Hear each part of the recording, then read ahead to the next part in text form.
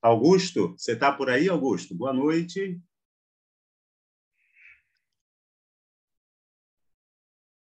Pronto. Boa noite, estou por aí, sim. Agora sim. Deu 19 horas, vou abrir aqui a imagem. Pronto.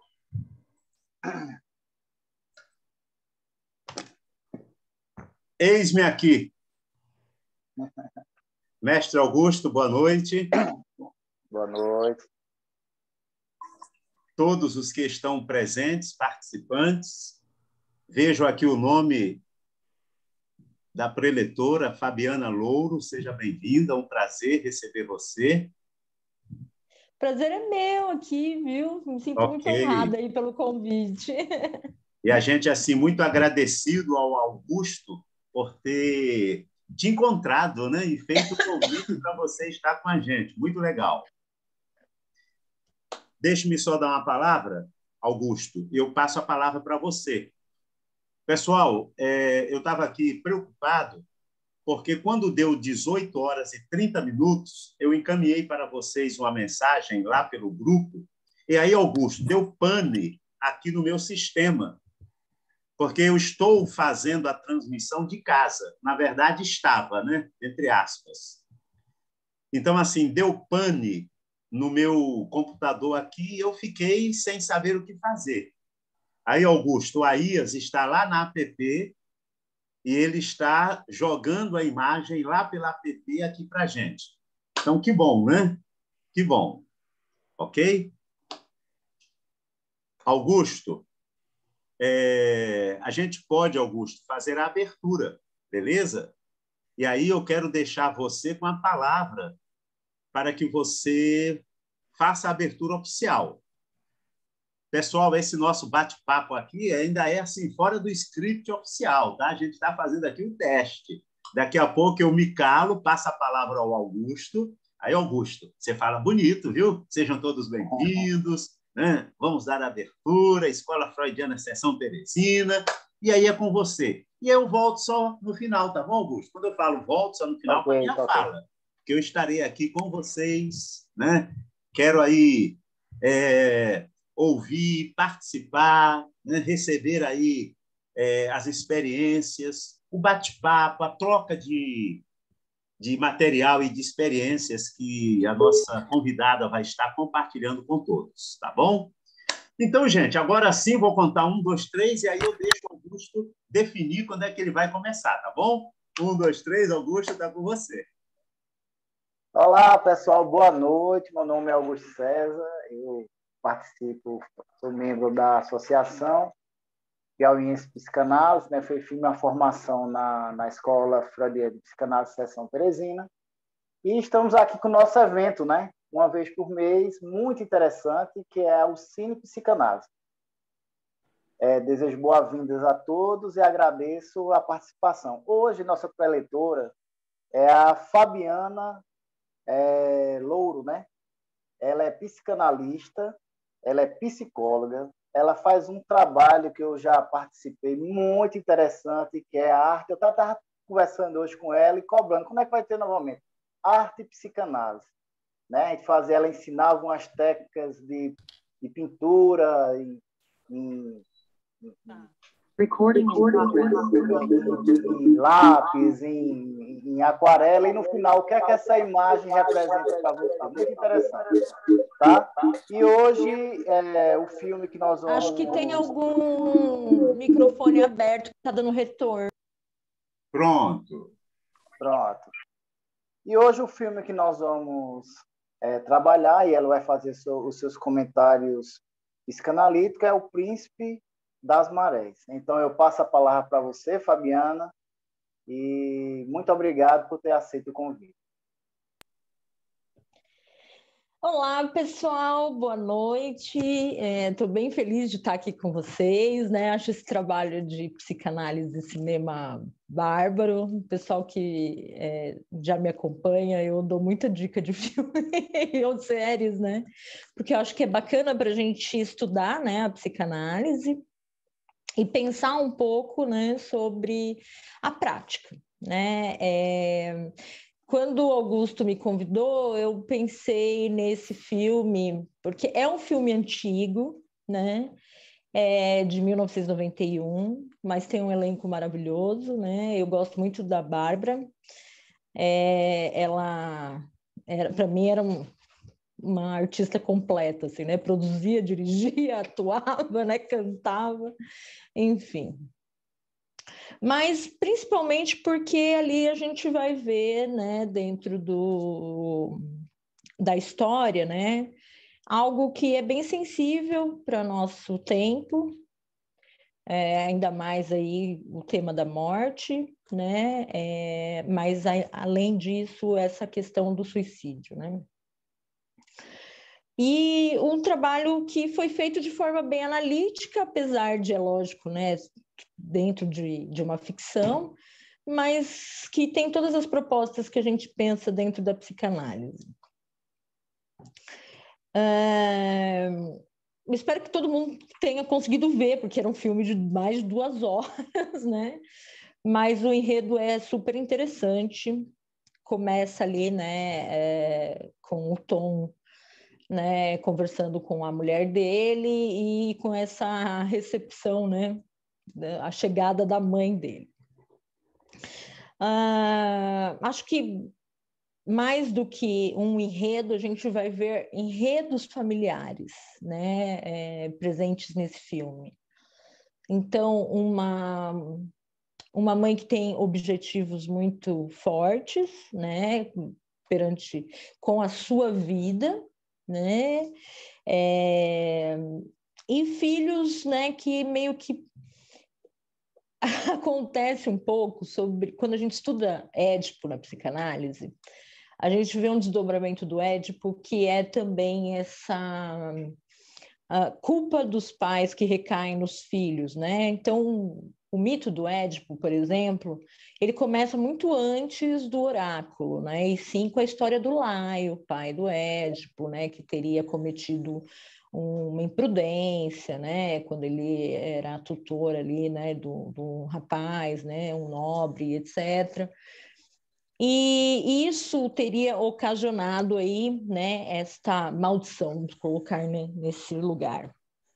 Então, isso é algo que a gente percebe na psicanálise, né, isso que recai sobre os filhos, né, oriundo dos seus pais. E a gente vê, então, uma mãe que é muito preocupada consigo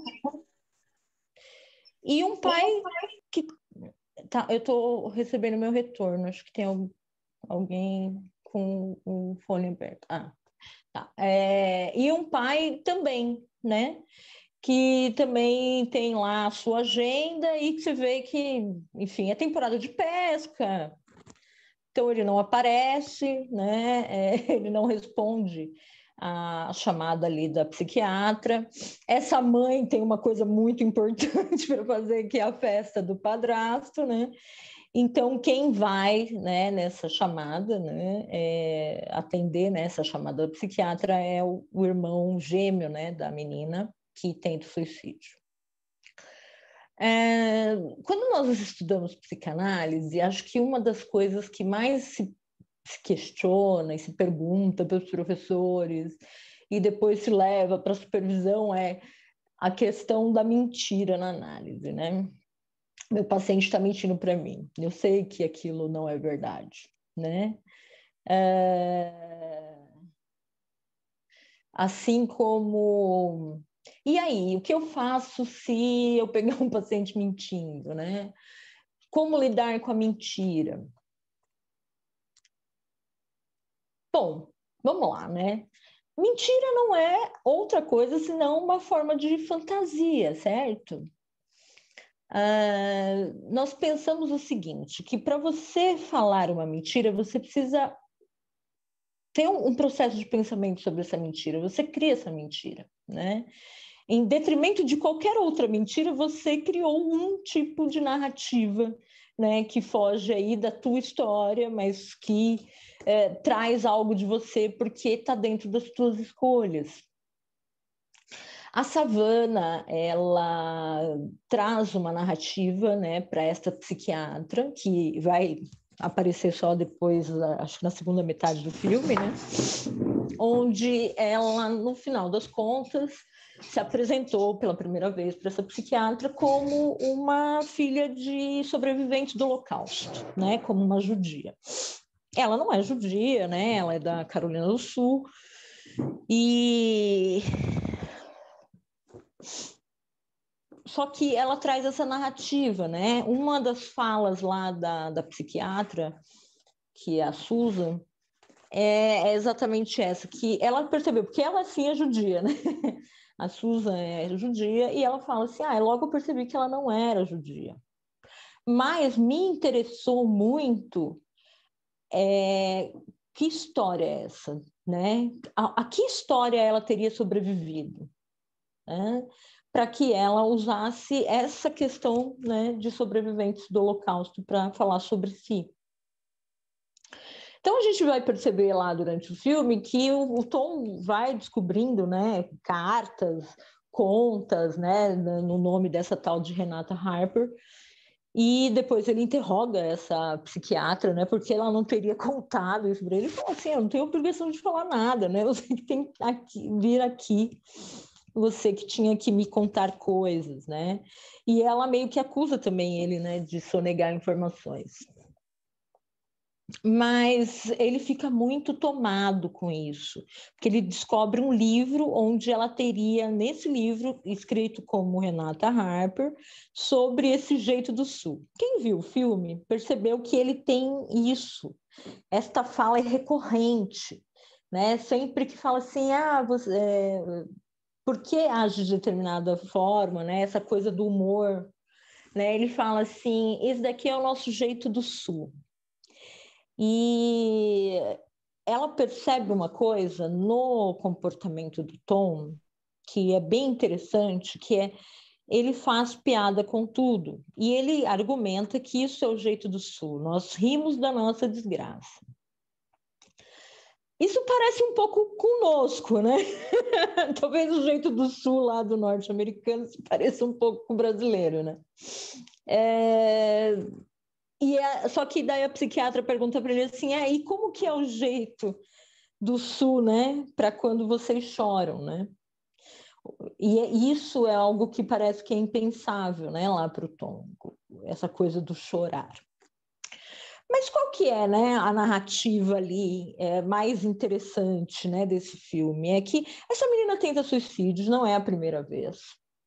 Eles fazem ali, né, muitas coisas para mantê-la viva, inclusive mantê-la amarrada, que a gente poderia entrar numa discussão se isso é devido ou não, mas o argumento dela ela precisava de tempo para tentar ajudar, né, a paciente.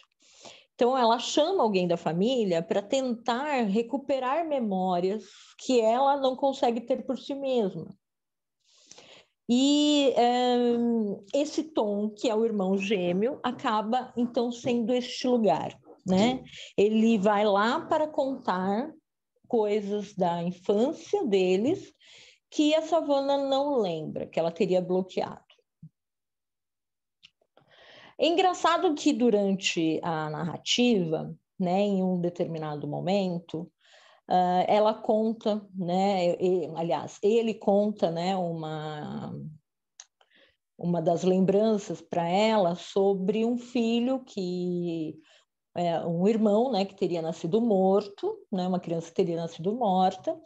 Esse pai teria enrolado a criança e deixado na geladeira para ser enterrado no dia seguinte. E que ele, quando acorda, vê a irmã, né, pequena, ele assume que isso teria acontecido quando eles tinham mais ou menos 7 anos, e ele vê essa irmã embalando esse bebê morto, né, e dizendo para ele assim que ele tinha sorte porque ele não teria que viver com ele. E que no dia seguinte ele vai falar com ela sobre isso e ela diz não lembrar de nada e diz assim,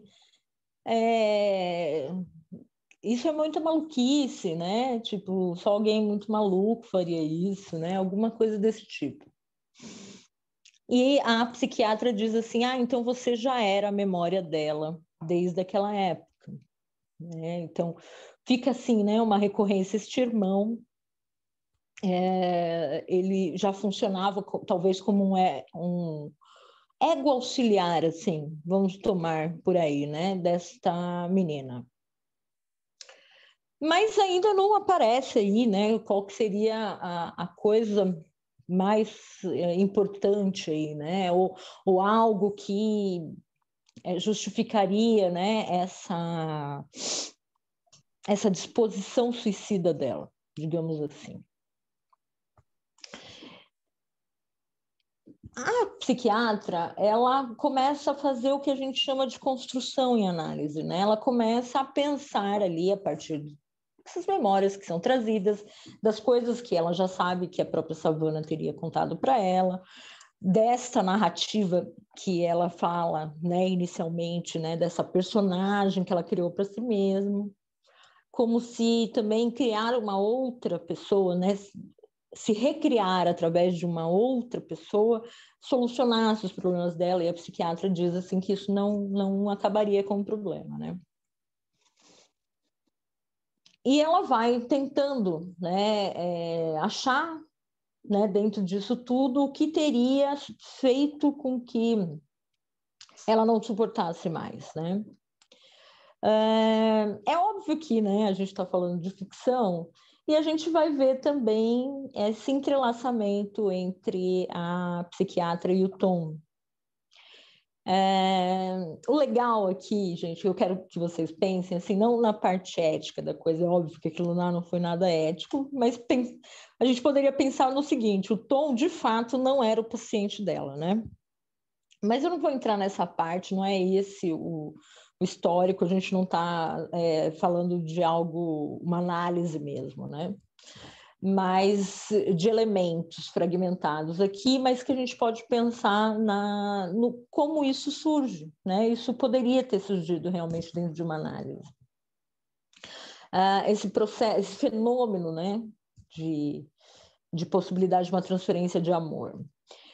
O interessante é que, concomitantemente a este problema da Savana, essa tentativa de suicídio, né, também aparece, né, dentro do contexto todo ali do filme, esse problema que o Tom tem com o casamento dele, né, essa impossibilidade de ele falar que ama a esposa, né, e mesmo ele declarando, tem uma hora que ele escreve uma carta para ela, declarando que ele tem vontade de tocá-la, mas ele não faz, né, ele não consegue fazer. E, como precursor disso, o fato que teria desenvolvido, né, essa ruptura lá na relação e teria piorado tudo, né, e chegado nos termos que estão, teria sido a morte do irmão mais velho deles, né? Então, são 3 irmãos, né? O filme começa mostrando a história infantil deles, de como ele, né, o Tom, por exemplo, que o filme é narrado na pessoa dele. O Tom, ele diz assim o quanto ele achava que essa mãe era maravilhosa, né, extraordinária, e ele depois diz assim que ele não teria sido o primeiro filho que se enganou com a sua mãe, né, porque depois vira uma relação de bastante ódio, né, a gente vê as brigas que eles têm. Então, seria o irmão mais velho, esse Luke, que faleceu há 2 anos atrás, antes daquele momento, né, que ocorre o filme. Ele e a Savana, que tem a mesma idade, são irmãos gêmeos. O Tom, ele sempre se mostra de uma forma assim muito humorada, né? Ele sempre tem essas tiradas, muda muito de assunto, né? Quando as coisas chegam em determinado ponto, faz muita piadinha, né? Mas também tem uma narrativa assim de sentir inferior aos próprios irmãos, né? Tem um momento que ele diz assim, ele está falando, né, dessa mãe bastante negativamente. A psiquiatra pergunta assim: você não tem nada para dizer de bom sobre os seus pais, né? Na verdade, não só da mãe, mas também do pai. E ele pensa lá um pouco e fala assim, sim, eles fizeram duas coisas muito boas, né? Que foi Luke e a Savannah. E ele fala, né, dessa irmã, porque ela realmente é muito talentosa. Ela escreve poesias, escreve livros infantis. Ela tem bastante talento artístico. E esse Luke que teria sido também um cara apaixonado, assim, com ideais fortes, etc. E ele diz isso, que eles tinham os dois tinham esse espírito, né? E que ele era o garoto dócil, né? E obediente. Ele não se via assim como com todas essas qualidades que os irmãos tinham. E a psiquiatra, ela fala uma coisa muito interessante, né? Que daí é aquela tal da intervenção analítica, a gente faz a pessoa se pensar, né, dentro da sua fala, que ela diz assim, no entanto, Savannah está internada no hospital e o seu irmão está morto. E você está aqui ainda inteiro, né? Então, quer dizer, né? Ele não tinha tudo isso que ele via nos irmãos, mas ele devia ter alguma coisa muito boa, né? Porque ele era o único que estava ali ainda viável, né? Esse irmão possível, né? Vivendo, né? Com seus problemas, mas ainda se mantendo ali integrado. Durante todo esse processo aí, a gente acaba vendo um entrelaço entre essas vidas, né, da psiquiatra e essa família Wingo, onde a gente também, aqui eu falo entre colegas, tá? Porque uma das coisas que eu percebo muito, hoje eu dou supervisão também, né? Uma coisa que eu percebo muito entre os colegas é que às vezes há uma grande cobrança de uma vida assim perfeita, né? Tipo, você tem que estar extremamente bem analisado, seu casamento tem que ser ótimo, né? Seus filhos têm que ter uma boa relação com você, né? Porque se você não tiver isso, então parece que você é uma fraude, né? E a gente vai ver esta psiquiatra tendo sucesso, muito sucesso mesmo dentro dessa análise. Mas na sua vida pessoal, a gente vê assim que ela tem seus problemas, né? Ela tem um casamento que já está falido ali, que o marido tem uma amante, né? Que também foi assim, né? Que ela se apaixonou, ele era um grande artista também, né? Um violinista famoso, que ela tem grana, né? Ela mora num lugar bom, né? E etc. Tem um filho adolescente que também tem acesso a milhões de coisas, mas que existe aí um monte de problemas, né? Esse casamento que passa a ser uma fachada, né? Porque eles realmente não estão mais em love, né? Um com o outro. Existe um rancor, né? Das duas partes e um pai que exige também que esse filho siga, né? A carreira dele, né, se dedicando ao violino, e esse menino que quer só ser um adolescente, quer jogar futebol, né, tipo, na escola, e, enfim. Essa mãe também que tenta se comunicar com esse filho, mas você vê que ele se sente assim. Tem uma fala dele que mostra o que muito acontece na vida, né? De filhos de psicólogos, filhos de psicanalistas sofrem, tá, gente? Porque no final, às vezes, parece que eles estão sendo analisados. Ele fala para a mãe assim: guarde essas suas falas para os seus pacientes. Né? É isso, né? Porque o que os filhos precisam dos seus pais é que eles sejam pais, tá? Eles não querem que seus pais sejam analistas, tá? Eles não querem que seus pais façam análise com eles, tá? E tem uma dica, né, que ele diz para mim, assim, sorria, né? E se não der certo, dê umas boas palmadas. É óbvio que hoje, né, não estaria isso em filme, né? Porque a gente já superou essa coisa do bater em crianças resolve, né? Ainda bem. Mas ele diz, muda a estratégia, né?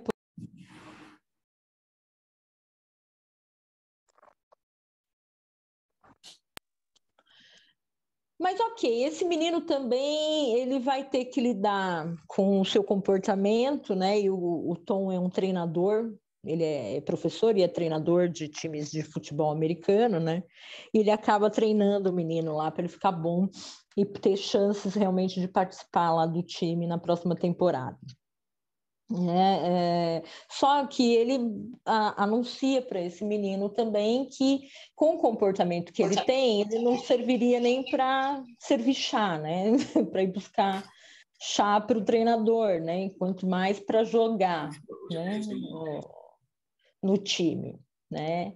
E o acordo deles é esse, que ele teria que ficar quieto e obedecer, né? E que ele ia fazer ele se tornar um jogador. A gente vê muito ali, né, acho que na interação do Tom com esse adolescente, também outra parte das transferências. Essa mulher, né, essa psiquiatra e este menino, eles têm uma falta, né, assim como o Tom também tem uma falta, né? Então nós somos todos seres faltosos, né? Condenados à incompletude, como diria Lacan, né? Mas enfim, então quer dizer, eu gosto desse filme e eu gosto de falar sobre ele com os meus pares, porque a gente tem que sair dessa ideia de perfeição, né? Sair dessa ideia de que a nossa vida tem que estar 100%, né? Ou o que seria estar, né, nesse 100%? O que é uma vida bem-sucedida, né? Talvez nós estejamos aqui todos aprendendo, né? E isso não compromete a nossa prática, né? Comprometeria a nossa prática se a gente não conseguisse, de fato, separar o que é nosso, né, daquilo que o Analisando traz. E apesar de eles terem lá um caso amoroso, né, o Tom e a Susan, eu vejo assim que ela tem muita consciência de que aquilo não vai para frente, de que há uma transferência de amor ali e de que inclusive a mulher do Tom, né, vai querer retomar, né, aquele casamento e que ele ia ir embora, né, que ele ia voltar para ela.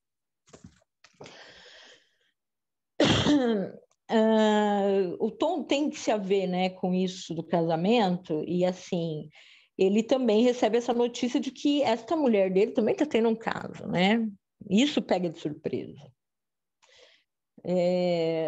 Mas ele tem que se haver também com essa falta dele, né? Essa falta de encarar o problema. Né? Então, no final das contas, nós temos uma família que foi ensinada, principalmente por esta mãe, né, a não encarar os problemas, a colocar as coisas para debaixo do tapete, a enterrar corpos, né?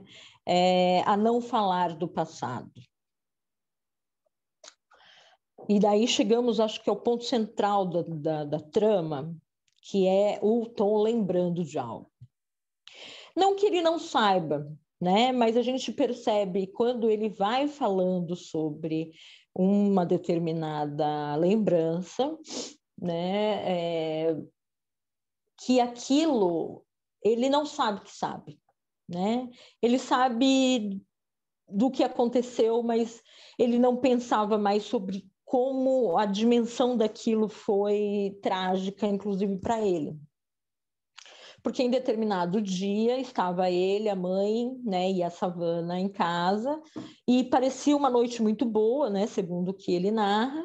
Eles estavam se divertindo até que a casa é invadida por 3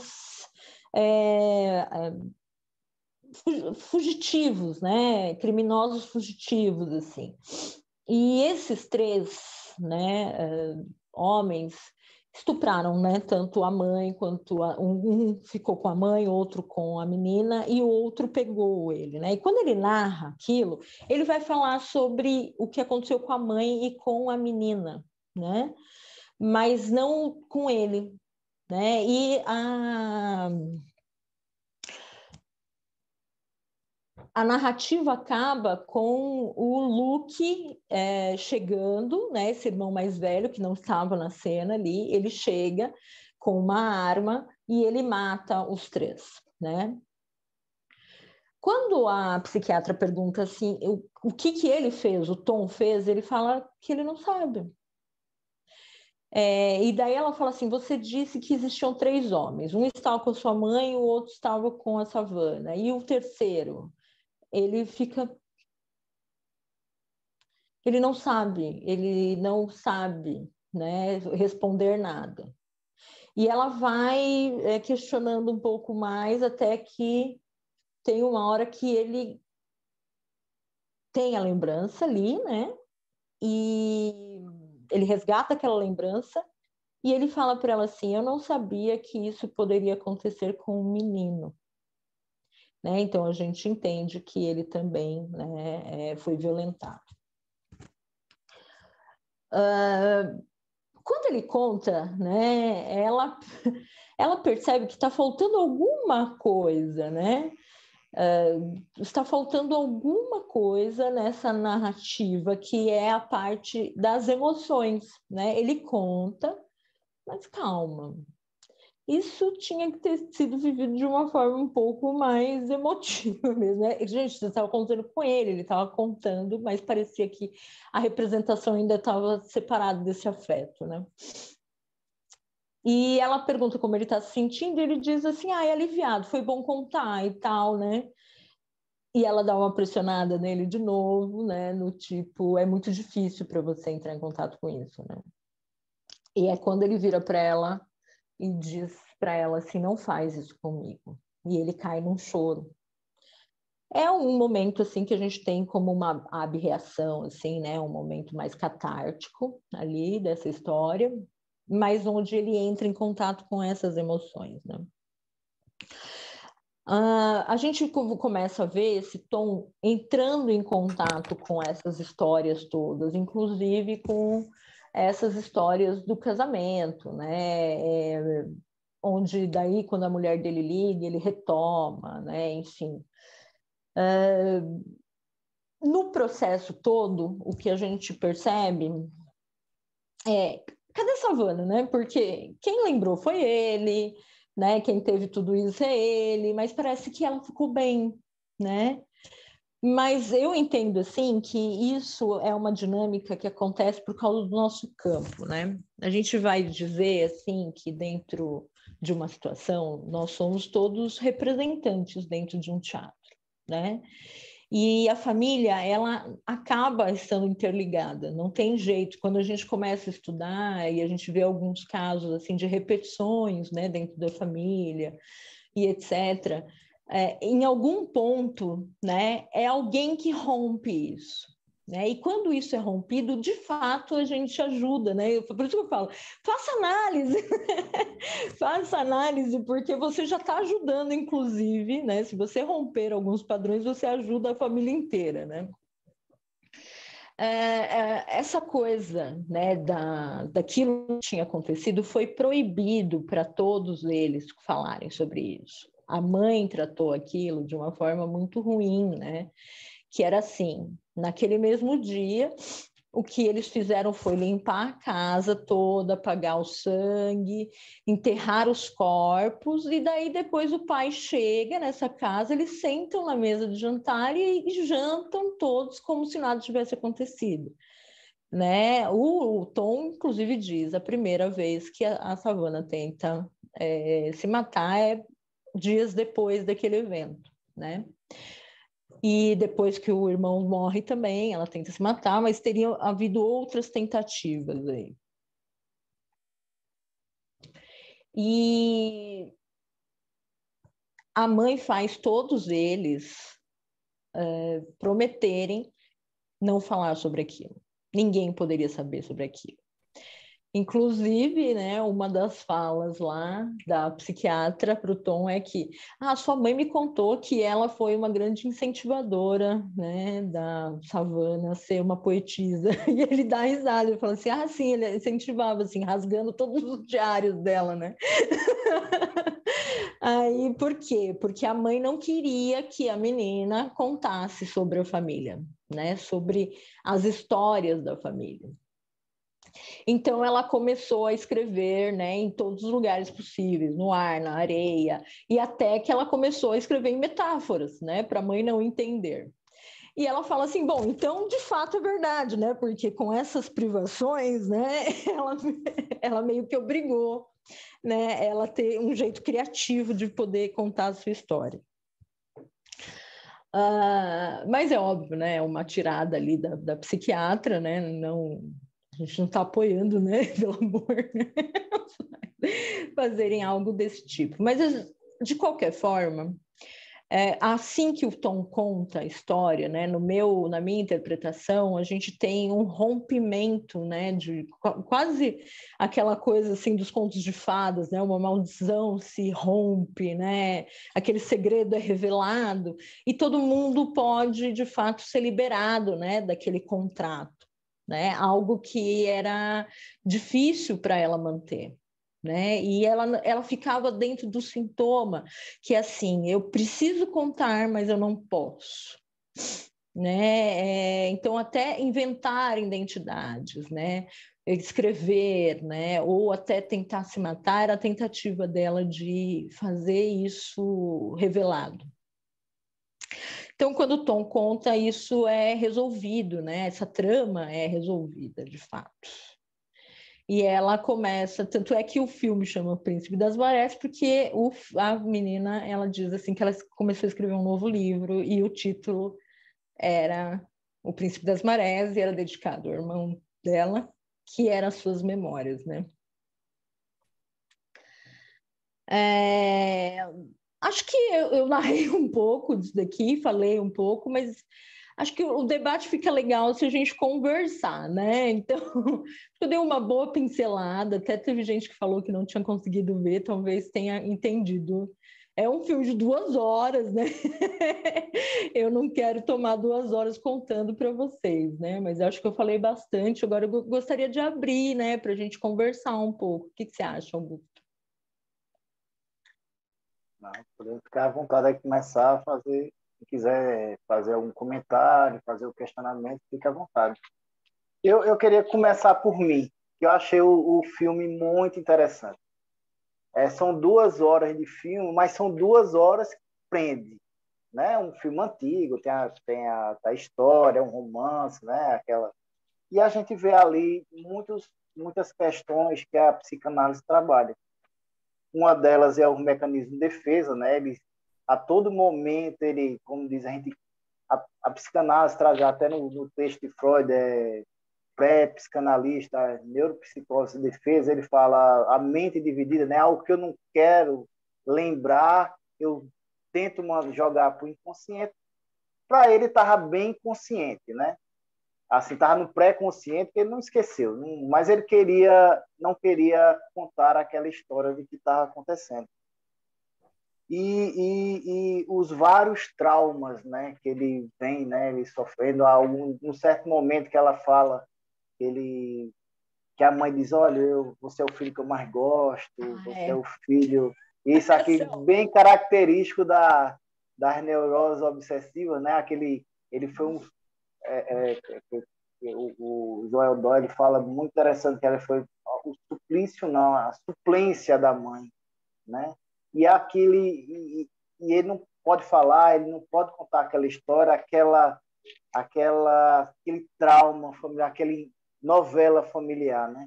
E assim, o que é mais interessante, que eu acho que no final, quem foi o mais trabalhado no filme foi ele. Ué. Ele conseguiu superar aqueles... Superar não, dar uma modelagem, né? Naqueles traumas, tudo aquilo que ele podia falar, as atualizações que ele falava do inconsciente dele nas novas relações, né? Bem interessante a mulher dele, né? Não posso falar, não posso contar isso, não posso... Parece que ele não podia falar nada, né? É um segredo eterno. E assim, acho interessante também, tem o Freud, ele fala, né? Que não se deve procurar, antes de procurar curar o sintoma, você precisa revelar o segredo. Bem característico do filme. Então, eu passo a palavra para outros aqui que querem fazer algum apontamento e fazer algum questionamento a Fabiana.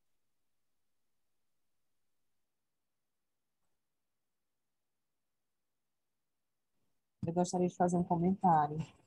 Eu não sei se vocês conseguem me ouvir. Estou ouvindo, Shirley, Tá. pode falar. Eu acredito que, independente da nossa formação, ela não anula as nossas emoções, né?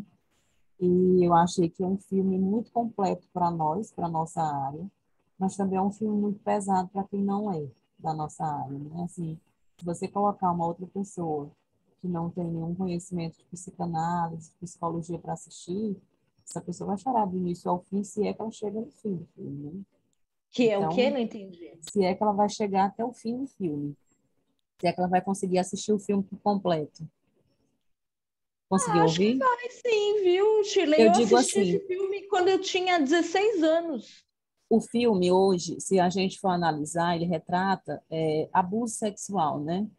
É. Principalmente infantil. Então, hoje, o que é que se bate tanto? O que é que está sendo tão batido hoje na mídia, em tudo que é lugar? O que está acontecendo? Abuso infantil é o que está em alta, né? A preocupação é exatamente com isso. Então, por isso que eu acredito que para quem não tem o preparo, entre aspas, que a gente tem, é um filme muito pesado. Para nós, a gente é um filme extremamente completo. Para o que a gente precisa, é um filme muito completo. Mas, assim, quando eu digo pesado, é no sentido que ele mostra ele sendo abusado, ele mostra o Tom sendo abusado, Uhum. ele mostra o pai violento, o filho tendo que assumir o papel de pai, o Luke tendo que assumir o papel de pai, para que coloque um pouco de ordem, entre aspas, na casa. A mãe que está sempre muito preocupada em entrar Sim. para a alta sociedade, né, de certa forma, e a importância do falar. A gente vê o quanto é importante o falar, porque ela sempre proibia, não conte, é segredo. Tudo era segredo, nada podia ser falado. Eles crescem não podendo falar. Então, para a gente ter uma noção do quanto é importante você ter essa liberdade de falar, de dialogar, que provavelmente, se ela tivesse dado, eu digo ela, não que a responsabilidade seja só dela, mas é porque a mãe é que ensinava, né? Não pode falar. Isso é segredo. Então, se talvez ela tivesse dado uma outra educação para eles, no sentido de serem mais abertos ao diálogo, provavelmente essa carga não teria sido tão pesada quanto foi para eles. Então, quando eu digo assim, é um filme pesado, é porque se a gente fosse colocar do outro, a colocar ele, atualizar com tudo que a gente vem vivendo hoje, né, com tudo que está acontecendo hoje, voltando para essa questão do aborto, estão batendo muito em cima, a violência sexual infantil, é um filme pesado. Para nós é completo, mas para a sociedade no geral, ele é pesado. Eu achei um filme perfeito, eu achei um filme extremamente completo. É um filme que eu assistiria 2, 3 vezes mais, porque eu acho que até hoje, do Cine Psicanálise que eu participei, foi o melhor filme que eu já vi, que eu já assisti, eu gostei bastante dele. E acho também que os seus comentários foram bem, assim, bem, para quem não assistiu, vai sentir assistindo, porque foi bem completo o comentário. Mas eu vejo por esse lado também, e eu vou deixar a Dulce, que ela está querendo falar.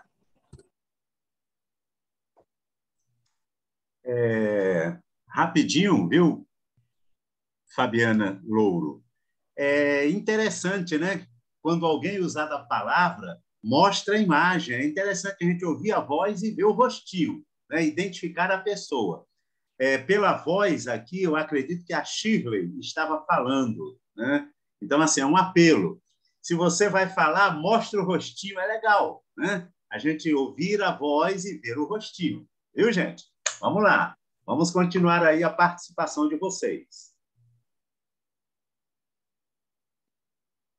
Tinha alguém que tinha levantado a mão, não era? A Dulce, é isso? Isso, Fabi. Eu queria que você falasse um pouquinho sobre a mãe dele. Ela, no início do filme, ela se mostra uma mãe bastante atenciosa, né, amorosa, ou talvez, sei lá, não sei se dá para colocar como suficientemente boa, mas ela estava lá, presente naquela infância, tanto que ela aparece bastante nas lembranças dele. Só que depois ela se mostra um pouco diferente, ela meio que abandona. Eu não entendi muito bem a estrutura dela. Você podia falar um pouquinho mais sobre ela? Olha, eu não sei se a gente conseguiria falar tanto dela, porque aparece realmente recortes como se fossem tem que lembrar que o que as pessoas nos contam sobre os seus pais são as impressões as quais esses pais deixaram na sua psique, né? Então, vamos lá. Em detrimento das memórias, né? Tipo, o que me pareceu, né, desta mulher que fala de si, né, na primeira pessoa ali, quando ela aparece na casa do Tom para falar assim, a psiquiatra ligou para mim e eu disse que você vai. Né? Ela me pareceu um pouco, assim, sabe, aquela personalidade um pouco narcisista, né? Até pela narrativa de como que ela é um pouco ardilosa, assim, quando ela fala para todos os filhos que eles são os preferidos e manda guardar o segredo dos irmãos, assim, né? E no final das contas é sobre ela, né? Ela quer realmente ter uma vida melhor, né? Eu não gostaria, assim, de emitir acusações. Parece que era muito difícil também viver naquela vida que ela tinha, né? Com aquele marido violento, né? Mas ela é um pouco perversa também, assim, né? Ela tem umas saídas assim, tá, né? Ele tá falando aqui, né? Quando ela faz o jantar lá, e ele fala assim, isso Isso. aqui tem gosto ruim, não sei o quê. Não E é um gostou do jantar camarão, super... comeu comida do cachorro. E daí ela faz um, tá bom, então, já, né? Mas meio que isso é um jeito de ela dizer o quanto esse homem é rústico, né? É ignorante, né? Enfim. Mas ela fala uma coisa assim, que ela não quer ir também lá, que acho que ela usa a desculpa da festa, né? Porque ela fala assim, eu já sei o que ela vai falar. Ela vai me culpar, todos vocês me culpam, né? Daí ela até joga umas coisas, e o Tom já leva sempre na defensiva, né? De tipo, era isso que você queria falar, né? Que eu ser professor não tá à minha altura, né? E daí ele fala, você é uma mulher horrível. Enfim. Então existe muita mágoa, né? Existe muito ressentimento dessa mãe, né? E assim, são muitas histórias. A gente não... Acho que é difícil a gente julgar alguém quando a gente não viveu a pele dela. A gente sabe daquelas histórias que aconteceram a partir da narrativa dela. Acho que a Shirley trouxe um ponto que é pesado. Só que é um filme que foi feito em 91. É engraçado, estava comentando isso até com uns colegas, né? Nos anos 90, nós estávamos falando sobre coisas muito importantes, né? E já tinha esse tipo de narrativa, onde vamos colocar para fora isso. O filme acho que traz muito isso de quanto é necessário que esse tipo de história não fique em segredo, né? Olha como uma história em segredo dentro de uma família pode destruir todo mundo, porque até o próprio Luke morre, gente. Ele quase se suicida também, né? A gente poderia dizer que o Luke se tornou um suicida também pelo fato de que ele tinha lá os ideais dele lá, né, e revolucionários, etc. E ele se meteu com o governo e tomou um tiro, né? Ele não foi inteligente, né? E assim, talvez ele tenha corrido, né, para a morte, né? Ao enfrentar como um homem normal, né? Tipo, então, quer dizer, estar naquele lugar, acontecer tudo daquela forma foi muito difícil para todos eles, acho que para essa mãe também. Só que ela trata as coisas como se nada tivesse acontecido, é isso, né? Ela é o tipo de pessoa que coloca as coisas para debaixo do tapete, né? E assim, dá para sentir assim que ela paga um preço por isso, mas ela banca esse preço, né? Os filhos é que não estão bancando esse preço, né? O Tom continua bancando esse preço mas a gente vê assim que para que ele banque o preço de tudo, dessa dinâmica familiar, ele coloca em risco a própria felicidade, né? A própria construção, né, de si, né? Tipo, essa prosperidade tanto num casamento quanto numa vida profissional, né? Ele acaba pagando isso com um fracasso, né? Pessoal. né? Como se todo mundo tivesse realmente amaldiçoado.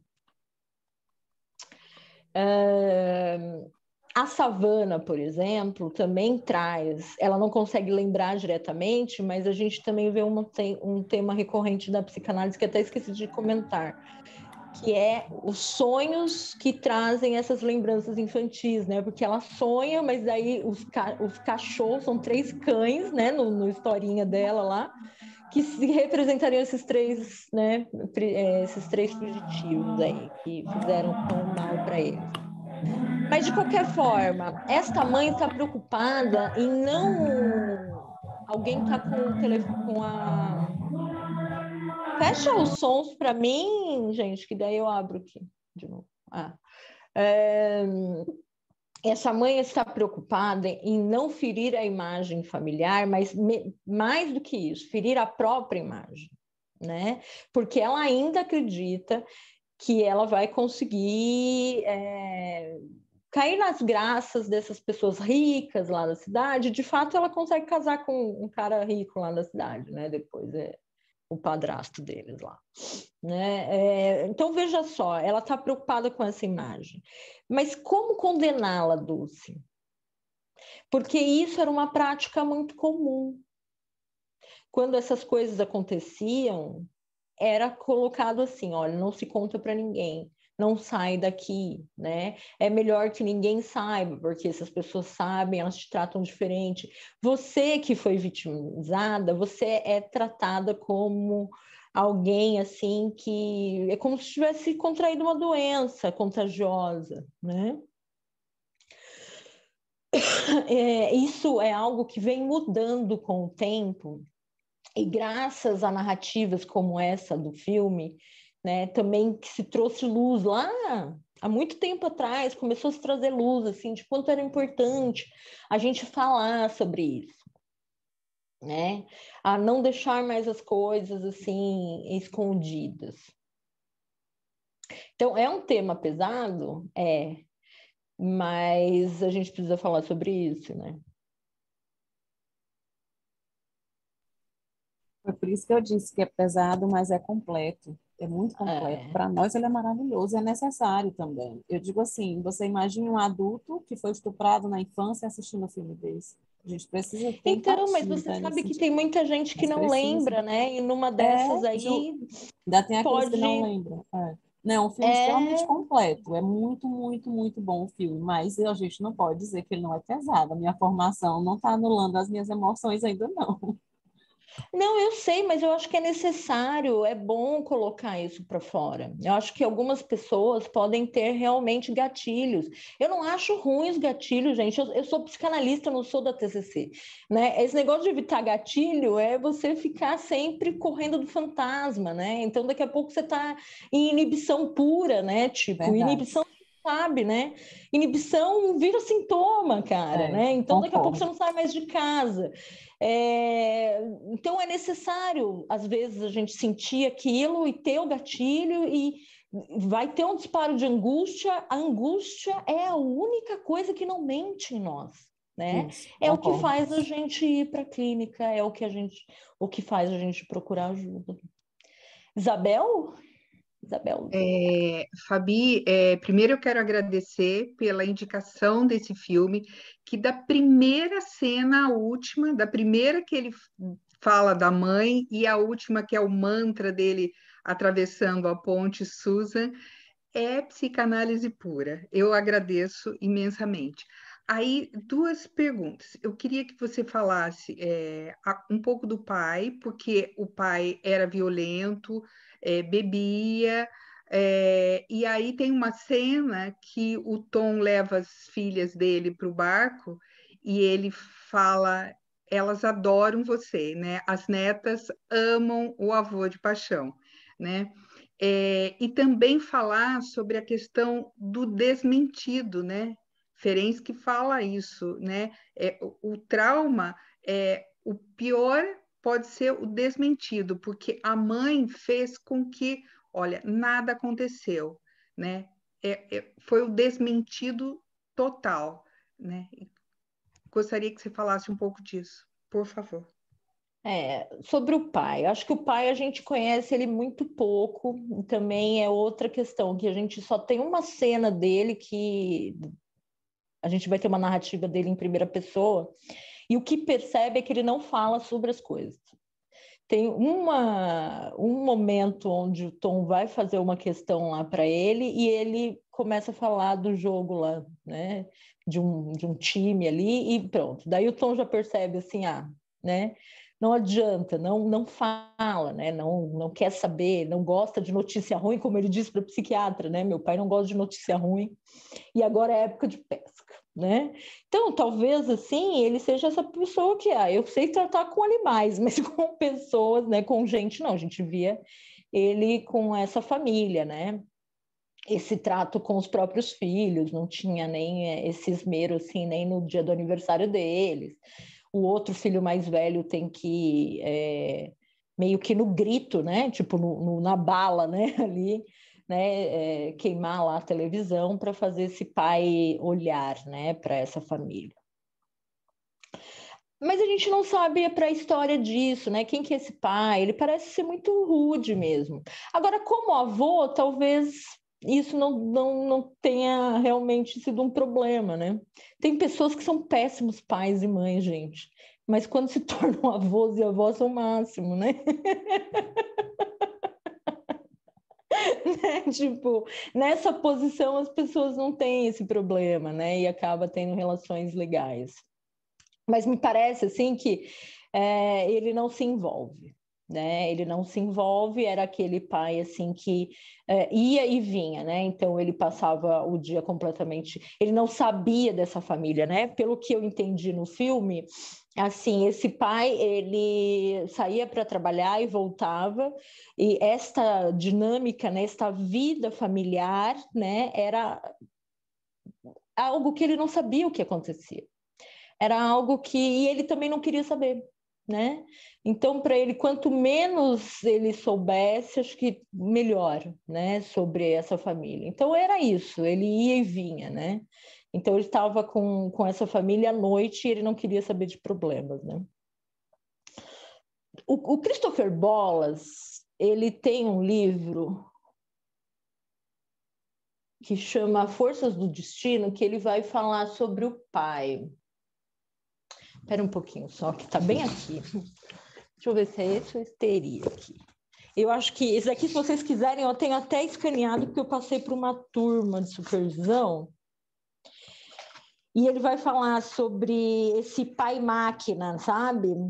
Que é esse pai que está ligado ao mundo do trabalho e é como se fosse tempos, assim, sabe? É aqui mesmo. É nesse livro aqui, ó, Forças do Destino, que ele vai falar sobre isso, bem típico, né? A gente vai ver esse pai, assim, mais aquela figura do pai que a gente tinha, né? Esse pai que sai para trabalhar e essa mãe que fica em casa com os filhos, né? Hoje a gente já não vai ver muito essa formação, né, nas casas. Hoje, inclusive, tem alguns pais que ficam com os filhos e a mãe que está saindo, né? Então, hoje a gente já tem outras formações, mas me parece isso, né? Agora, quanto à questão do desmentido, eu não estudo Firenze, então eu acho que eu não quero responder por esse lado, mas como eu tinha mencionado, para mim a atitude dela é de proteção narcísica, tá? Ela faz isso para proteger a própria imagem.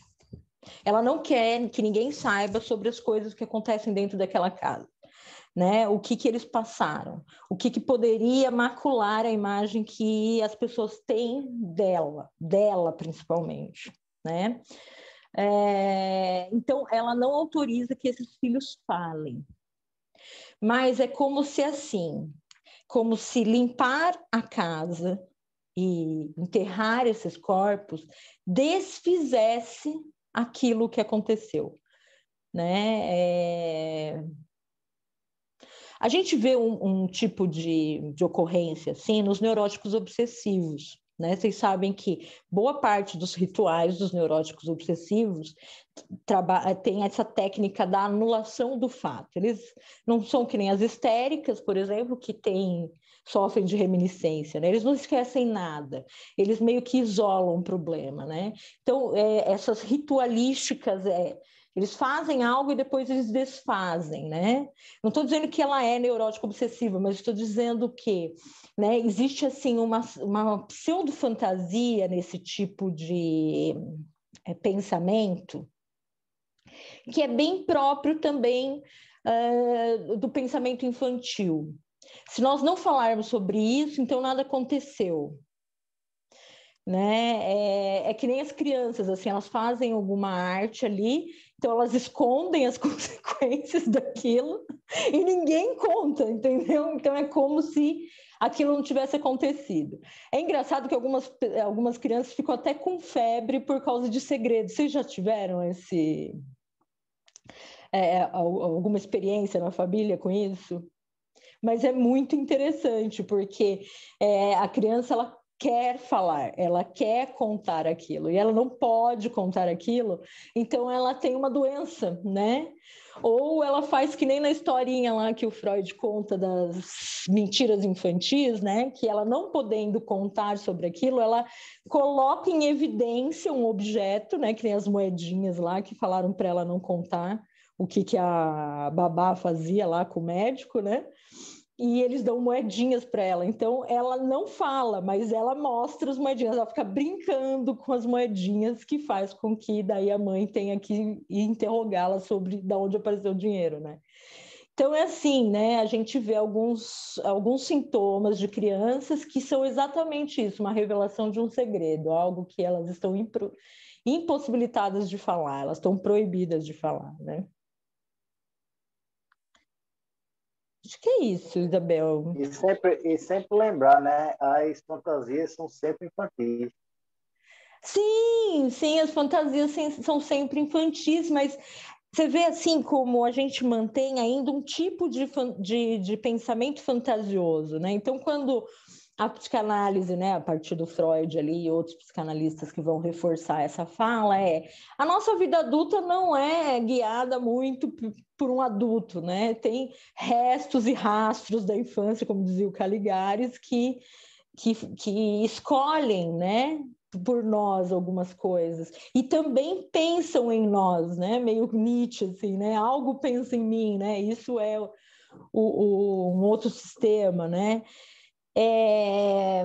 Esta mãe também acha que se ela usar esta lógica do vamos limpar tudo, enterrar os corpos e não falarmos mais sobre isso, é como se nada tivesse acontecido. E não, aconteceu, e aquilo teve um custo muito alto para os filhos, né? Valeu, obrigada, Fabi. Tem aí a Renata, que estava com a mão levantadinha há algum tempo, e agora também o Elias, né? Boa noite. Fabi, tem a cena que não foi comentada aqui, também acho que pegou para o tom, quando a mãe já está morando com o padrasto. Não, a mãe não está morando, mas que a mãe leva ele na casa do padrasto, que não era padrasto ainda, para pedir desculpas, e o cara leva ele para um quarto, a mãe fica do lado de fora, o cara ameaça ele e fala, você não vai contar isso para ninguém. E depois essa mesma pessoa que ameaçou ele virou o marido da mãe, virou o padrasto, né? Exato, exatamente. O Tom tem muito ódio da mãe dele, né? A gente percebe nisso. Porque para ele, ela escolheu um pai ruim. Para eles era um pai ruim. Aí ela larga do pai ruim e vai pegar aquele padrasto que também foi ruim com ele. Porque nunca se tratou dos filhos. Por isso que eu falei, assim, na minha visão, a gente vê uma personalidade muito narcisista nessa mãe, né? Para mim também. Ela pensa nos filhos em algum momento. A gente não percebe, né? Isso. A gente percebe mais que ela tem um objetivo, né? E ela fala lá que eu não vou morrer nessa casa, e ela persegue isso até o fim, né? Sim. E até que casa com esse homem. E uma amiga pôs aqui no chat, uma colega, perguntando que não entende por que ele ficou com a esposa, sendo que ele estava tão bem com a psiquiatra. E foi uma das cenas mais bonitas que eu achei no filme, quando a psiquiatra pergunta para ele, você ama mais ela ou eu? Ele falou igual, só amo ela há mais tempo. Mais tempo. Sim, sabe por quê? Porque ele estava falando exatamente de uma transferência de amor, né? Então, a gente vê um deslocamento, uma impossibilidade, porque ele quer amar essa esposa, ele está impossibilitado de amá-la, né? Esta mulher, né, que é a Lois Tin, né, a Susan, ela acaba canalizando, né, isso que é impossibilitado, né, de ele levar para sua família, devido a todas aquelas questões. Existe muito segredo dele para com essa esposa. Com esta mulher, que é a Susan, ele não tem segredo nenhum, porque ele tem se aberto para ela sabe tudo dele, olha ali, né? Então, talvez assim, agora, a hora que voltasse para casa, ele vai se abrir com a esposa, provavelmente. Exato, porque agora ele se autoriza, né? E é engraçado isso, né? Mas são forças de fato inconscientes, pessoas. A gente tem que pensar nisso. Há um custo muito grande a mentira, né? É difícil, às vezes, a gente falar isso, porque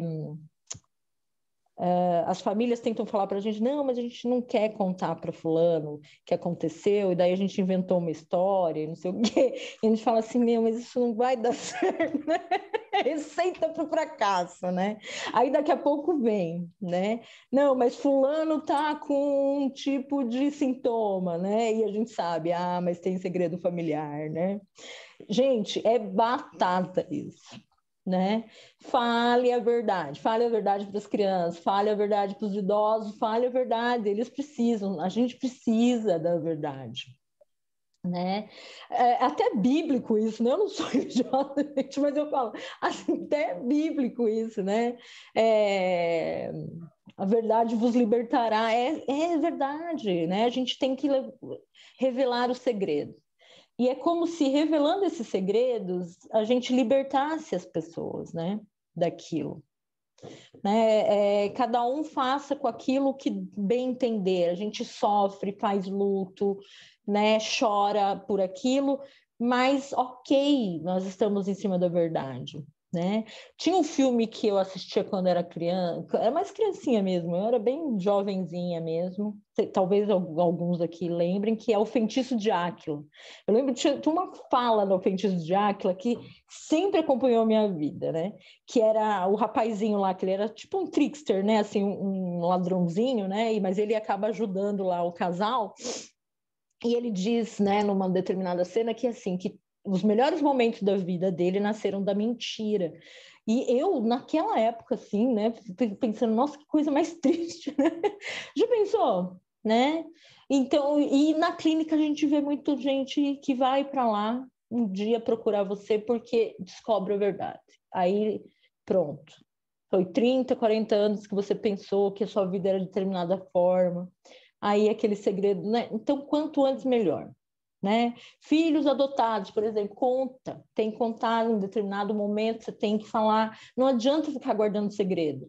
Aconteceu, alguém se matou, também tem essa, suicídio, que acontece muito, as pessoas inventam história, fala que a pessoa morreu de determinadas outras causas aí, porque não quer estragar a imagem da pessoa. Não, bem, não é sobre estragar a imagem de ninguém, é falar o que tem que ser feito. O suicida quis, em algum grau, houve uma decisão ali, e ele fez ali, e também aquilo tinha uma mensagem, né? A gente encobrir, tentar fazer com que aquilo se transforme em outra coisa, é como se a gente estivesse até desonrando o ato, né, da pessoa. Não, ele não se matou, né? A gente precisa conversar sobre isso. E assim vai, a gente vê bastante isso, essa coisa do segredo nesse filme, mas também está presente aí em todos os momentos, e é muito difícil, acho que como analista, quando a gente trabalha com crianças e adolescentes, que daí os pais vêm e te contam uma coisa, fala assim, mas meu filho não sabe, porque a gente achou que ia ser muito pesado. Eu não sei se vocês têm acompanhado os contos de fadas modernos, aí, né, contemporâneos. Mas outro dia eu peguei uma revistinha do Chapeuzinho Vermelho e eu falei assim, meu, mas que história é? Porque não tem, ninguém morre, ninguém entra na barriga de ninguém, ninguém corta a barriga de ninguém, sabe? Não tem mais nada disso, todo mundo fica feliz, contente, alegre no final e não tem nada disso, sabe? E eu falei assim, a gente está protegendo demais as crianças sobre algo que elas vão ter que encarar na vida, que é a morte. Né? E tentar ficar aliviando demais, né, faz com que a gente fragilize. O Freud dizia isso no texto Inibição, Sintoma e Angústia, se eu não me engano, ele vai falar sobre o problema de mimar as crianças. E nesse ato de mimar está o ato de proteger demais, né? É que você acaba criando uma pessoa muito infantilizada, um eu muito imaturo, né? E uma hora ele não vai ter mais essa capa de proteção e ele vai ter que encarar a vida sem nenhum respaldo. É uma crueldade que os pais estão fazendo com os filhos sem saber, né? Então, dizia Marx, né? Que a estrada que leva ao inferno é pavimentada de boas intenções, né? Deixe as boas intenções, façam certo, né? Trabalhe com a verdade.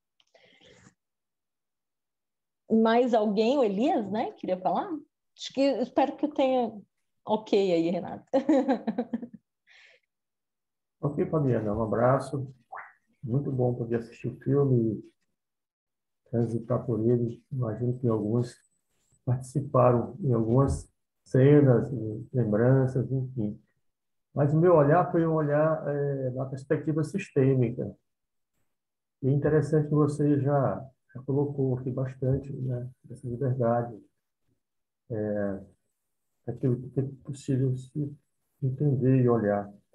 Então, a gente, no olhar sistêmico, a gente percebe que é um sistema que gera adoecimento em toda a estrutura, e isso vem aí do processo de repetição, né, da família anterior.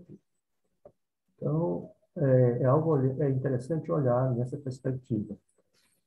Olhar o segredo, como o segredo adoece e até gera morte, já foi falado aqui, mas como isso tem um peso negativo no seio da família, como isso faz mal, enfim. A questão da relação também do pai, muito, muito general, sem canal de diálogo, apenas uma mensagem que vai e nada mais, que todos têm que aceitar e sofrer.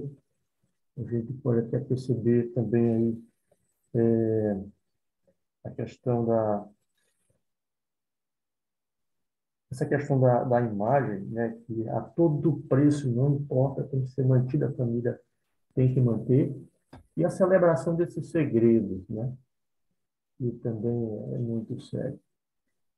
Mas há algo muito interessante que me chamou a atenção lá no final, na frase, não existe crime acima do perdão. E aí, no final, a gente pode ver aquele homem, aquele pai, retornando para casa, e já num processo de cura, né? Foi esse processo de cura, né, que permitiu ele retornar para sua esposa, para seus filhos, enfim. E fazer uma alteração, quebrar ali parte do processo, né? Isso é muito, muito interessante, muito valoroso para o terapeuta familiar perceber que isso aconteceu ali. E pela profissional, né, terminou, se envolveu e ajudou de maneira muito interessante. Enfim, nesse olhar sistêmico, já foi muita coisa falada, mas eu gostaria de deixar aqui essa observação. Foi difícil para mim assistir o filme lá, mas consegui, e também para entrar, não estou me comunicando muito bem aí com esse sistema, né? Mas começo a aprender aqui e a compreender essa visão, esses ensinamentos. Muito obrigado. Sabe que você falou uma coisa que me fez também retornar a uma parte, né?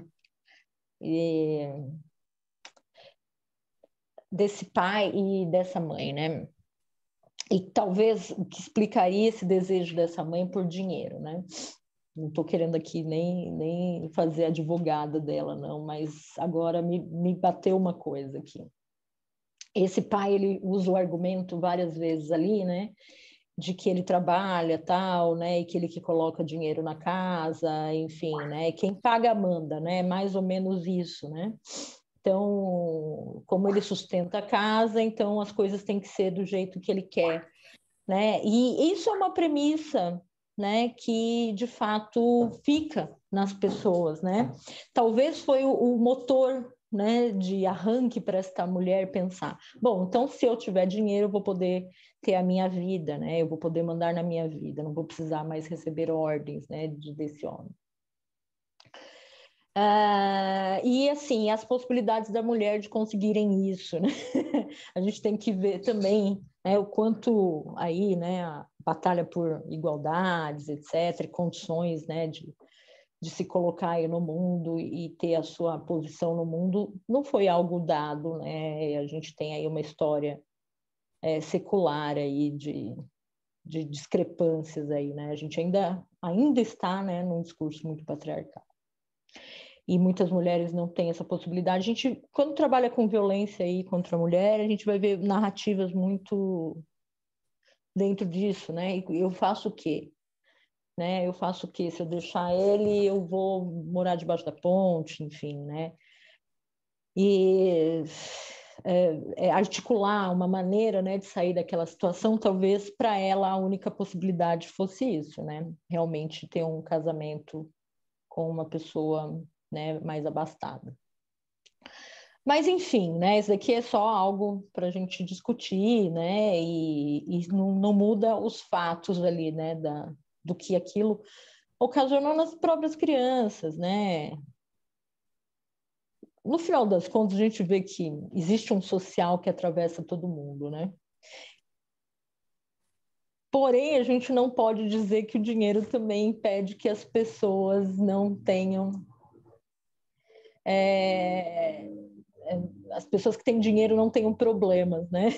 Ele fala assim, é difícil imaginar alguém com tanto dinheiro e sucesso ter problemas, mas tem, né?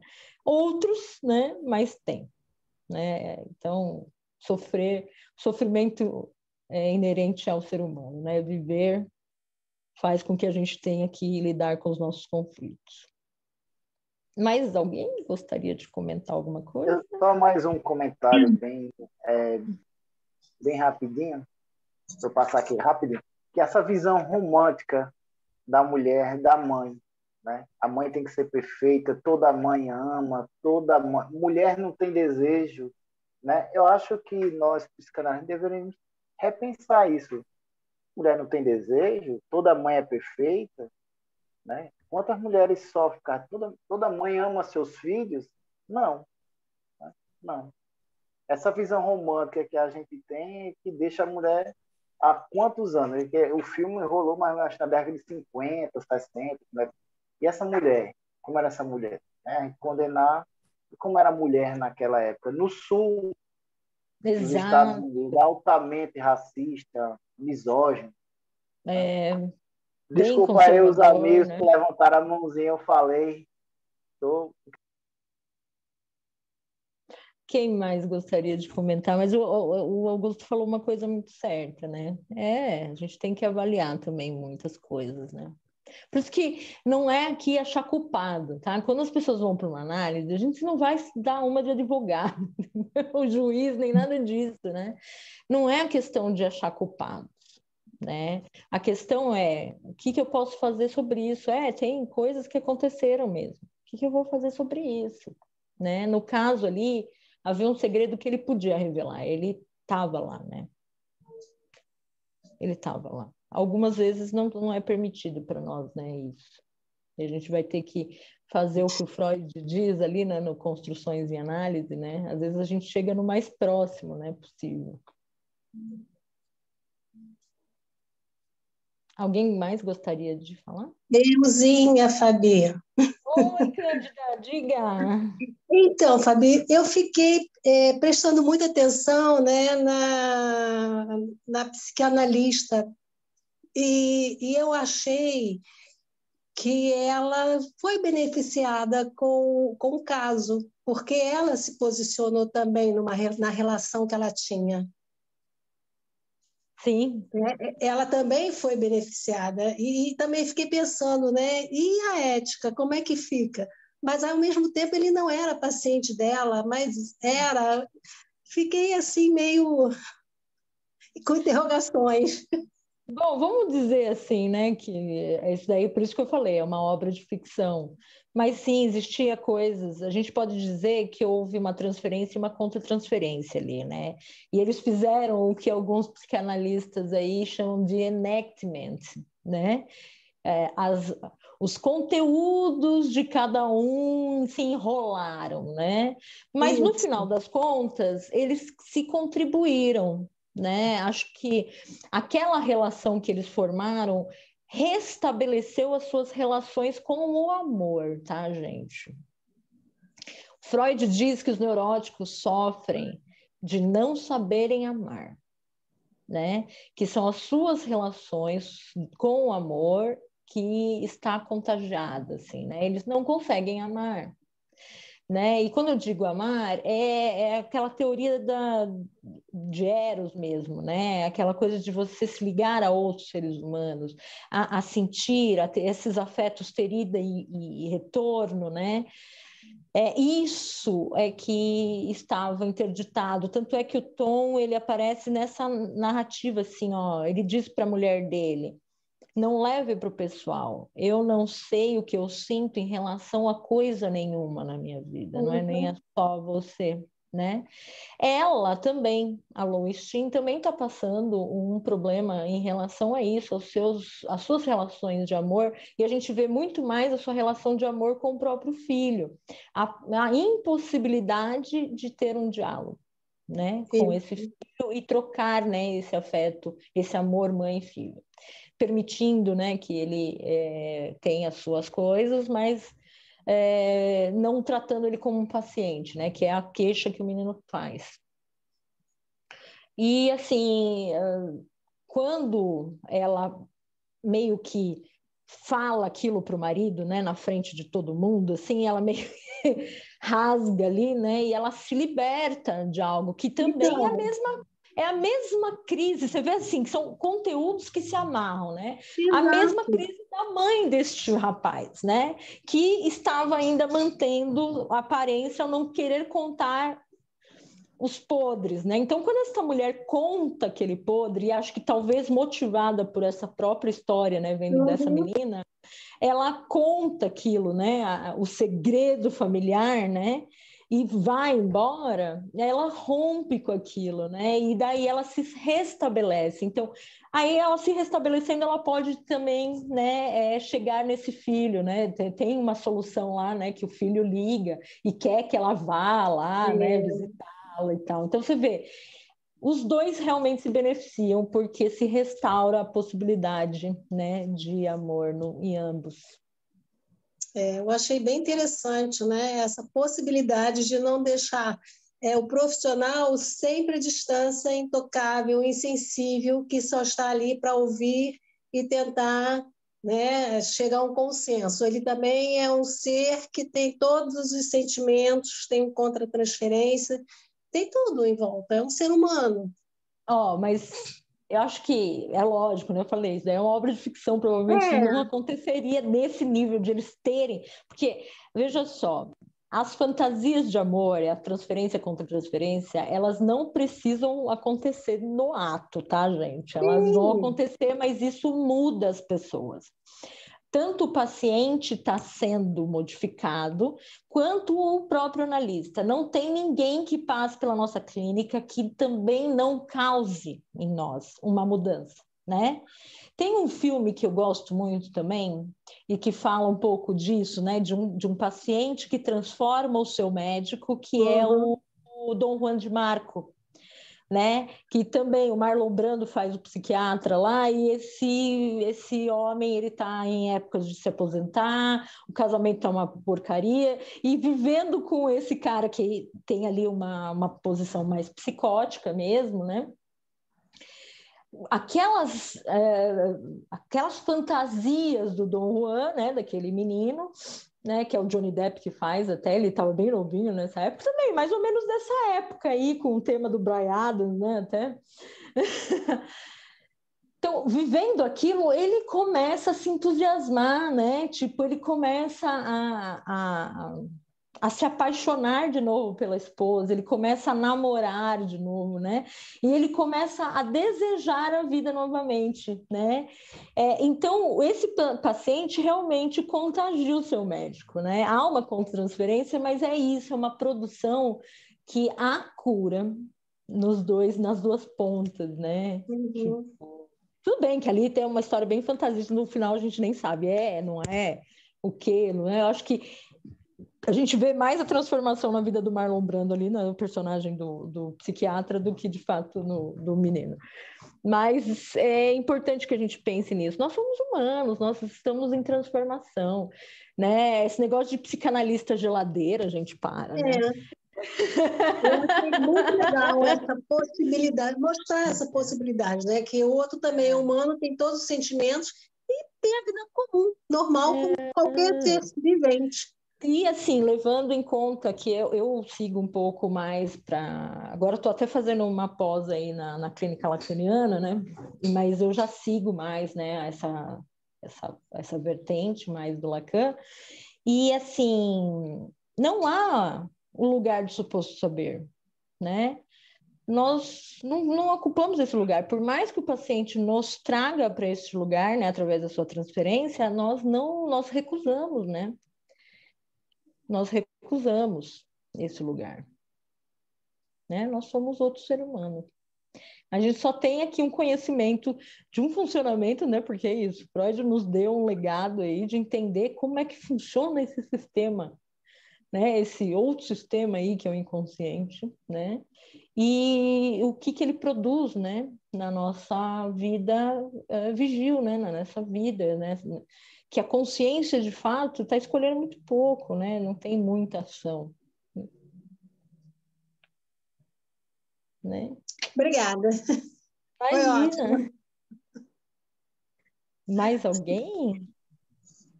Fabi? Oi! Tudo bem? Ele está falando lá de Londres, hein? É 1h. Na madrugada de Londres. Diga, Eliane. Deixa eu te perguntar, no caso que você disse, quando tem muita doença, assim, às vezes tem segredo, né? Eu tô com um caso que eu peguei hoje, para dizer a verdade, antes dessa live aqui, que a moça já tentou suicídio, tem um monte de coisa, e você já me acendeu uma luz aqui, entendeu? Num caso desse, a gente, se tiver oportunidade, pergunta, vai perguntando ali, como que você maneja isso daí? Quando você desconfia que haja segredo assim guardado por detrás.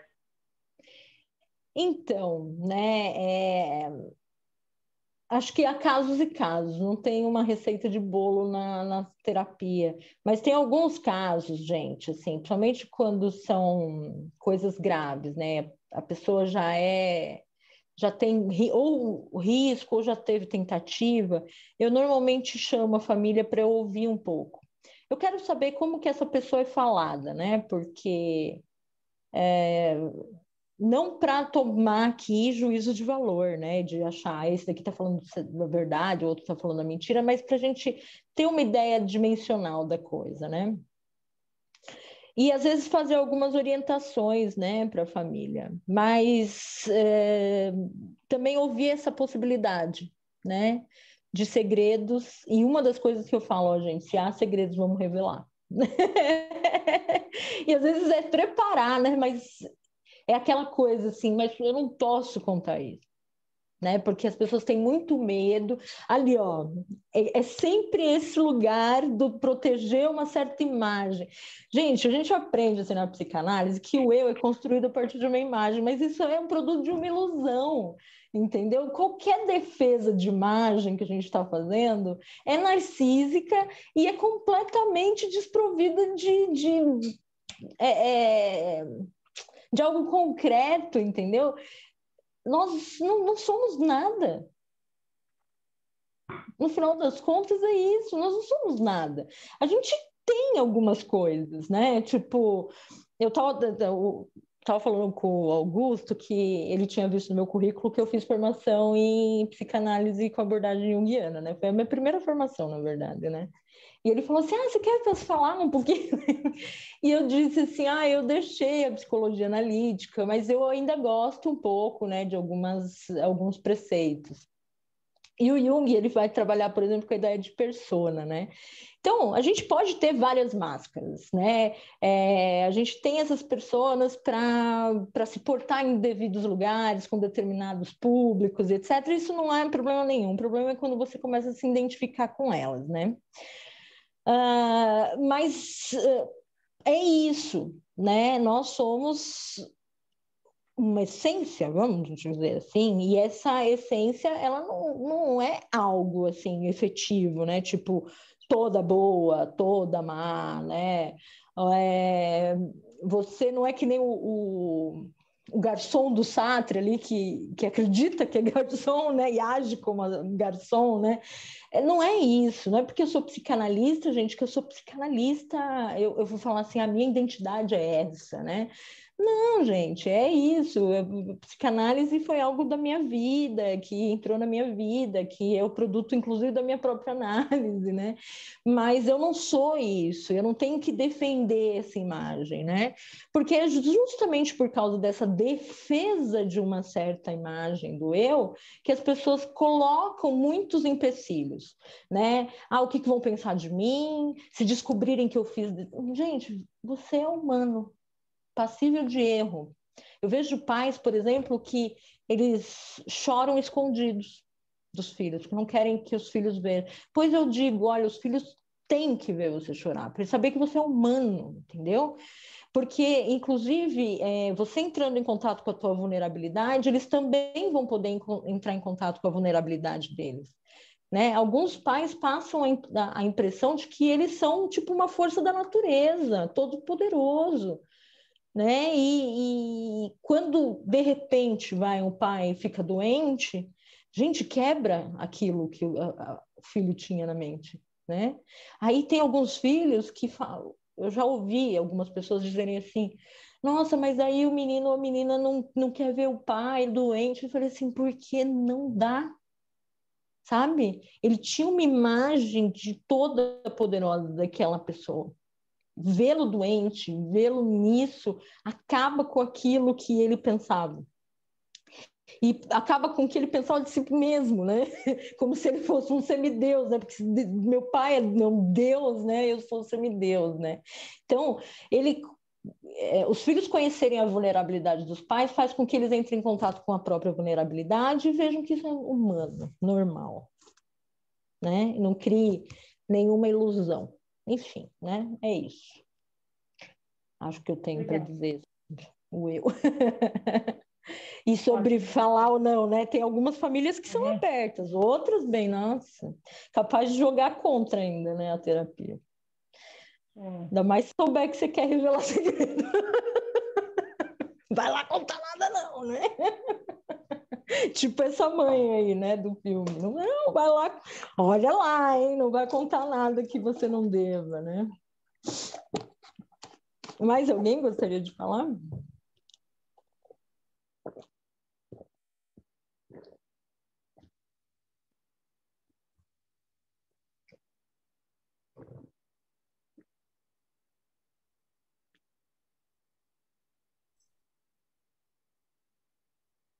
Há um silêncio, né? O pessoal, gente, pode falar ainda, viu?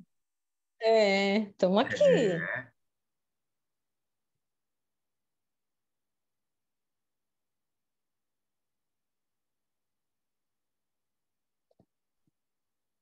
Oi, deixa eu falar então. Eu fiquei com isso na cabeça também, que ele abordou. Eu achei assim um pouco bruto da parte da analista a maneira dela pressionar ele a falar. E fiquei pensando isso no dia a dia, né, com os pacientes. Até que ponto a gente pode exercer essa pressão e como a gente percebe que ele está pronto para ser pressionado, pronto para falar? Olha, Cristiane, eu acho que como a gente está falando de uma obra de ficção, ela nem é psicanalista, tá? Ela é psiquiatra. É que nos Estados Unidos, normalmente o psiquiatra tem uma formação terapêutica, né? Porque você vê que o trabalho psiquiátrico nos Estados Unidos é muito diferente do daqui. Ele não é um cara que só medica, né? É alguém que você visita constantemente como um analista mesmo, né? Então, se faz terapia com o psiquiatra.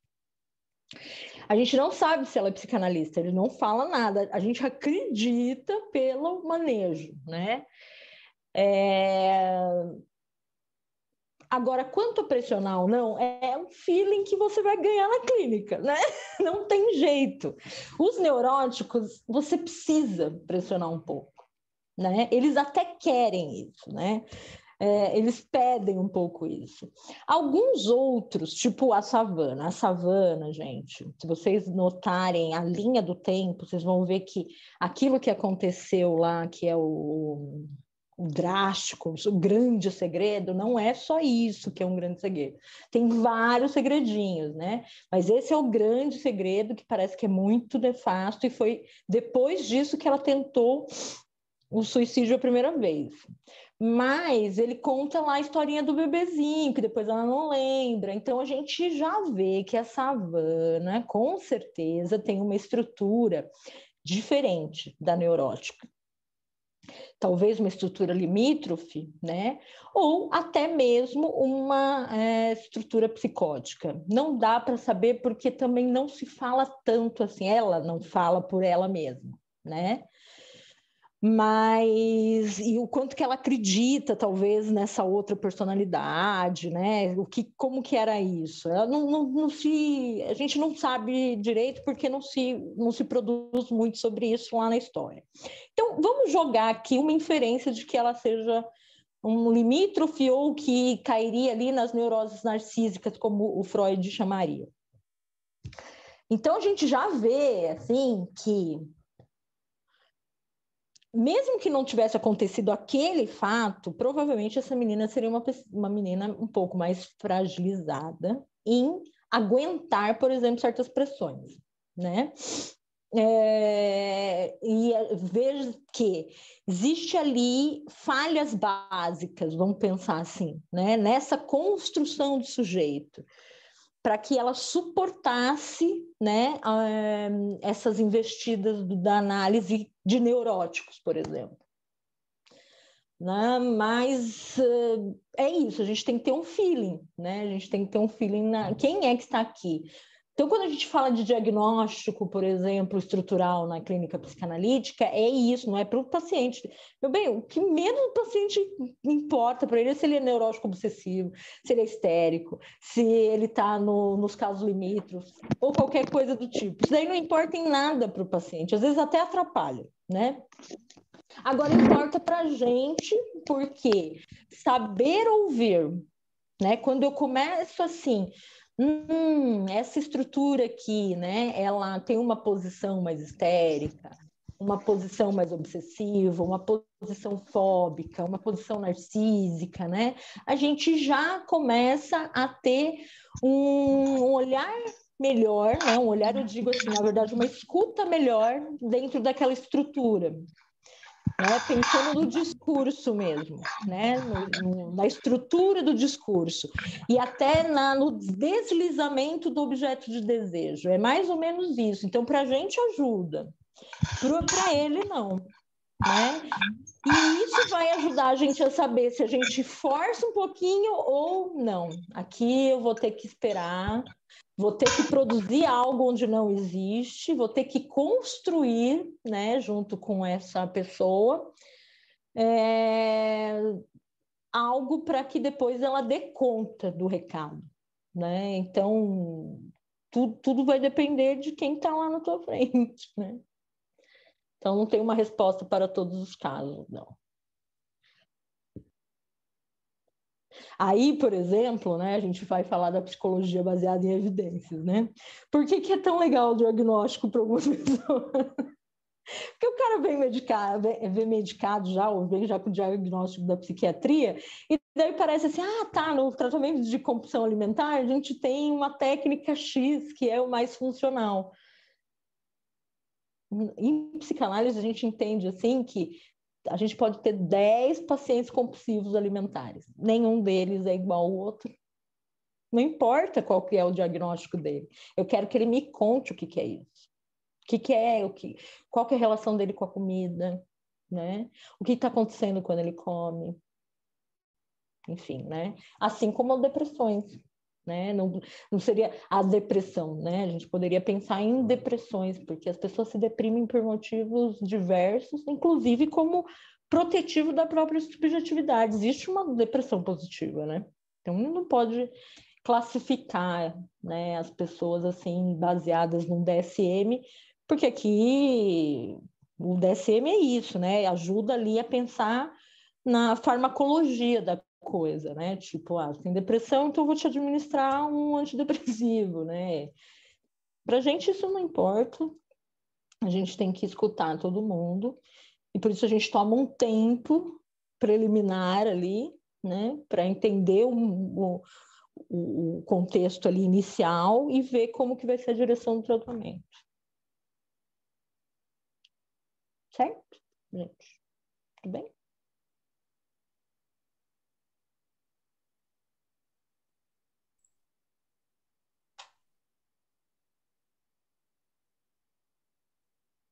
Ok, pessoal? Mais alguém gostaria de falar?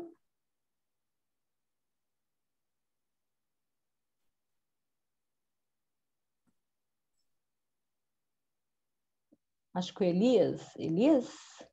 Não, tranquilo. Não, É obrigado. que eu vi a mãozinha aí. É porque ele não tirou a mãozinha. Ainda estava aparecendo a mãozinha. Rapaz, isso mesmo. Mestre Augusto, veja aí. Pronto, pois, como todos já fizeram seus comentários, né? Eu, mais uma vez, agradeço a todos por terem aceitado o convite e alimentado cada vez mais o desejo pela psicanálise, né? E principalmente a Fabiana ter aceito o convite, né? E fez uma ótima explanação e muito obrigado.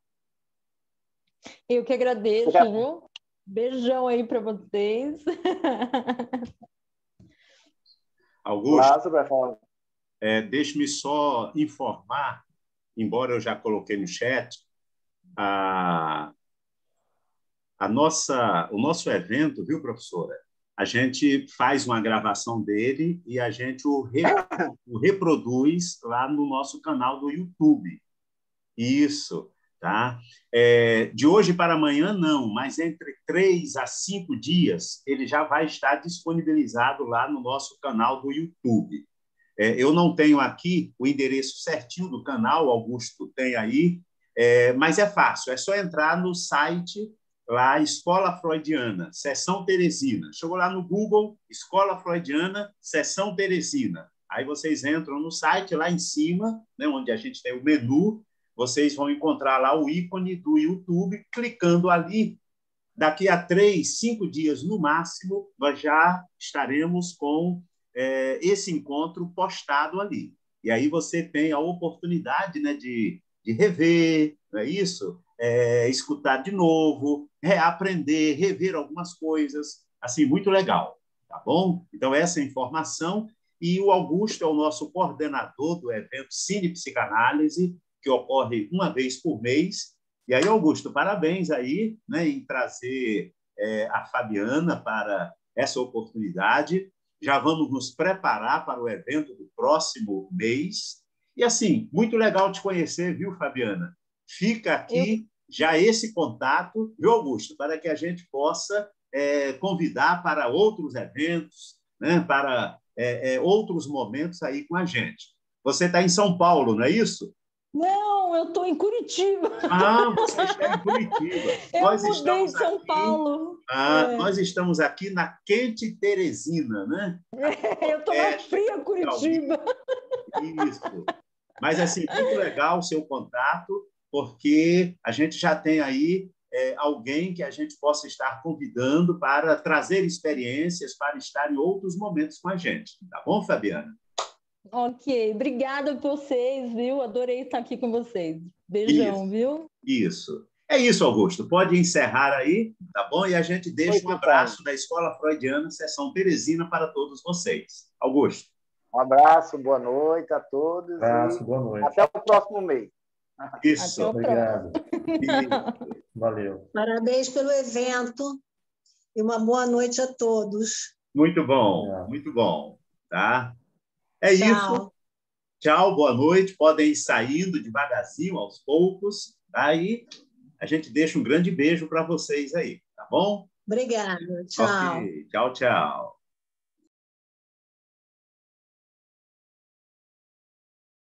Muito bom. Eu vou aqui desativar, tá bom, gente? Na hora que eu desativar, aí a gente fecha todo o processo aqui. Muito bom ter recebido vocês.